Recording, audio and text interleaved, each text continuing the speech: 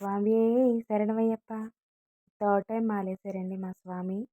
ద్రాక్షారామంలో అతనికి భోజనం పెట్టేది ఇంకా లాస్ట్ రోజు 41 రోజు మామూలుగా సరదాగా వీడియో తీశాను. దొండకాయ ఫ్రై, కొత్తిమీర పచ్చడి, చప్పడపప్పు, అన్నంతో పెట్టానన్నమాట. జస్ట్ సరదాగా వీడియో తీసుకున్నాను. అతను చాలా నిష్టగా ఈ సంవత్సరం చాలా చలి కూడా ఎక్కువ ఉందండి. రెండో మండలానికి వేశారు.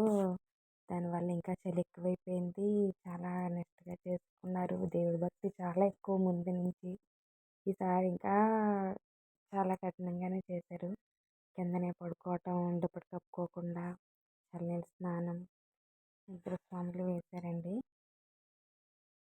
ఆ రోజు ఇడుముల రోజు ఇడుములకి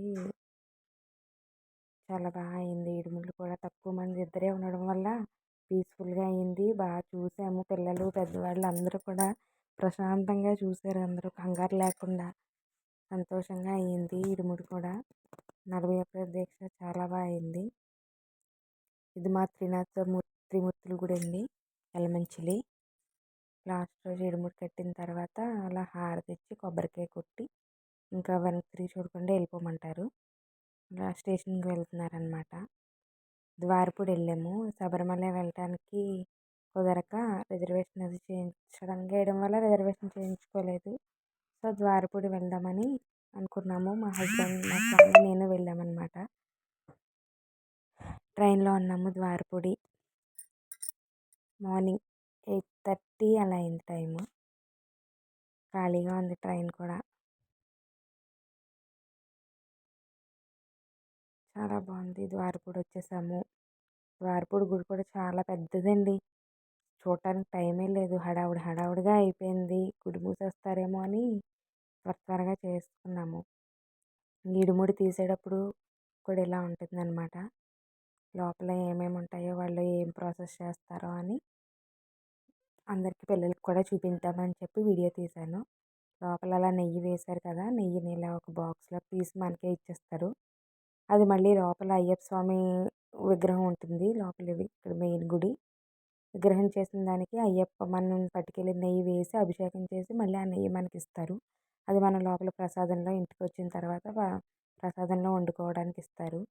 ఇది మంజుమాత దేవాలయం. శబరిమల కూడా ఇలాగే ఇదే విధంగా చేస్తారట. మనకి ఇచ్చిన కొబ్బరికాయలు దొరికించుకుంటూ అక్కడ పక్కన వదిలేస్తారు. అమ్మవారికి పసుపు, కుంకాలు, జాకెట్ పీసు ఇవన్నీ కూడా సమర్పిస్తారు. మాలికాపత్రి అమ్మవారు అని ఏదో చెప్పారు. దీని మీద అయితే మంజుమాత దేవాలయం అని ఉంది గుడి పైన. ద్వారపూడిలో కూడా అన్ని రకాలైన గుళ్ళు ఉంటాయండి. మొత్తం ప్రసాదం తీసుకోవడానికి వెళ్తున్నారు. ప్రసాదం తీసుకున్న తర్వాత అన్న సంతర్పణకి వెళ్ళాము. అన్న భోజనం కూడా స్వీకరించి అప్పుడు మాల సమర్పించడానికని వెళ్ళారు. అక్కడ ఈ స్వామి మాల తీసేస్తుంటే చాలా బాధపడిపోయారు. మా స్వామి అయితే మాత్రం అప్పుడే అయిపోయిందా అన్నంత ఇదిగా అతనికి కళ్ళంట నీళ్ళు వచ్చాయట స్వామివారి మాల తీస్తున్నప్పుడు. స్వామి శరణం తండ్రి, మాకు మంచిగా చేయించినందుకు చాలా థ్యాంక్ యూ తండ్రి. స్వామియే శరణమయ్యప్ప. చాలా బాగా అయిందండి. మూడోసారి మాల మాత్రం మనస్ఫూర్తిగా ప్రశాంతంగా చేసుకున్నారు, ఏ హడావుడి లేకుండా. మనం పట్టుకెళ్ళిన కొబ్బరికాయ నెయ్యి తీసిన తర్వాత అది ఈ హోమగుండంలో వేసేస్తారు. అలాగే ఇంటికి వచ్చామండి. వెంటనే ట్రైన్ ఉంది, ఇంటికి వచ్చి దీపం పెట్టేసుకున్నాం ఈరోజు. బూర్లు, పులిహోర, పరమాన్నం అన్ని ప్రసాదం అంతా చేసాం. స్వామియే శరణమయ్యప్ప.